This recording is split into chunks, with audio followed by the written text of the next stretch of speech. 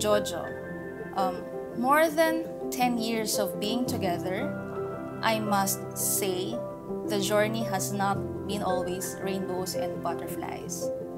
But through every challenge, we've grown stronger.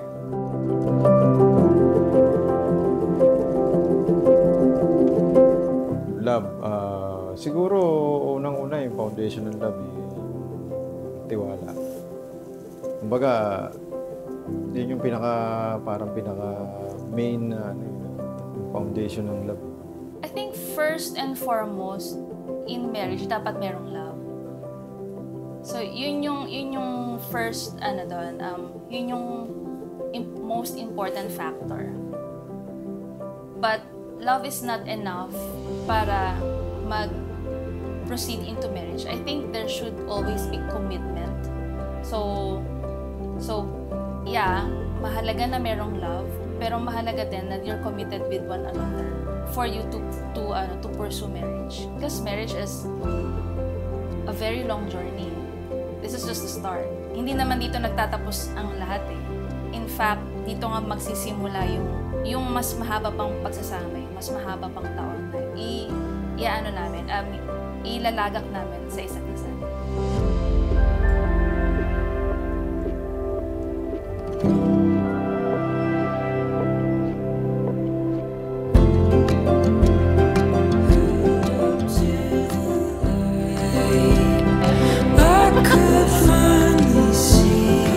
Mahal, salamat sa regalo mo. Magagamit ko sa araw-araw na trabaho. Yun lang. Thank you.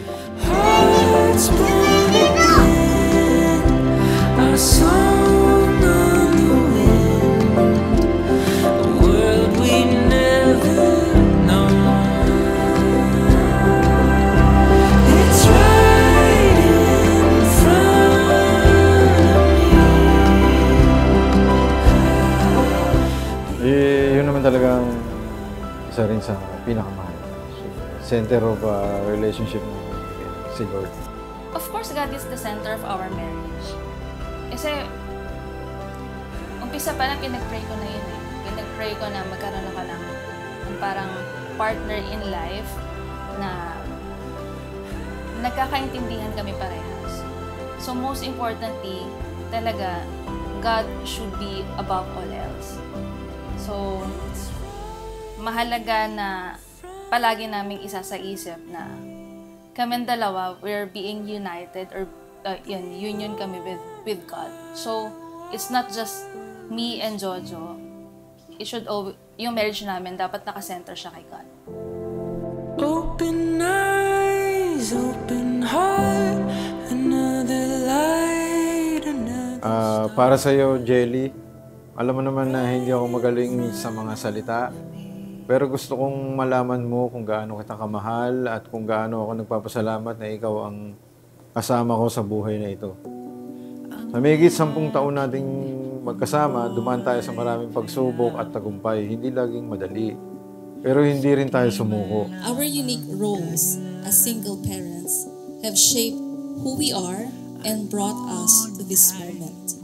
We've always known our priorities, which is our children, and we've never let anything stand in the way. As we often say, kapag gusto, palaging may paraan. Mga kapatid, sa mag-asawa, hindi na mahalaga kung sino ba laging tama, laging mali. Ang pinag-uusapan, sino bang higit na nagmamahal? Sa mga lalaki po, sa mga asawang lalaking narito, hindi lamang para kay Jose Edison, kundi para sa lahat. Sabi po nila, ang isang tao, ang isang lalaki na may katinuan, na nagmamahal sa kanyang sarili, ay hindi kayang saktan ng kanyang sarili. Dapat lang at totoo, pinapangako sa iyo.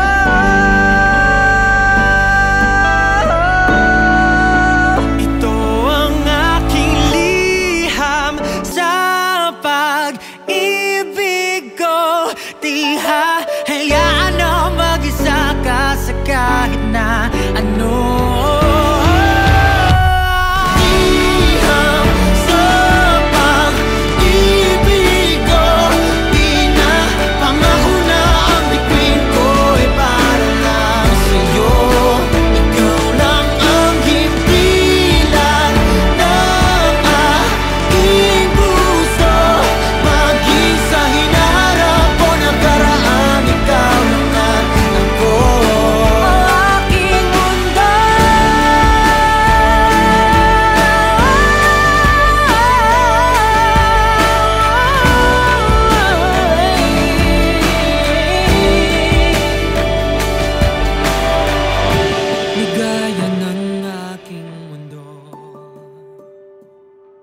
Today, as I stand here before you, I can't help but feel grateful. Grateful for your patience, your quiet strength, and the way you always make me feel safe and supported. With you, I have found not just love, but a partnership built on trust, stability, and respect. Bilang mga single parents, alam natin na ang mga anak natin ang laging unahin. Pero sa kabila ng lahat ng responsibilidad natin, nahanap pa rin natin ang oras at paraan para alagaan ang isa't isa. Pinapangako ko na palagi akong maging nandyan para sa iyo. Sa saya at sa hirap, suportado kita sa lahat ng pangarap mo at pangarap natin para sa pamilya natin. Hindi ako perpekto pero araw-araw pipiliin kong maging mabuting asawa sa iyo. Lagi kitang pipiliin kahit ano pa ang dumating sa atin. Mahal na mahal kita ngayon at habang buhay.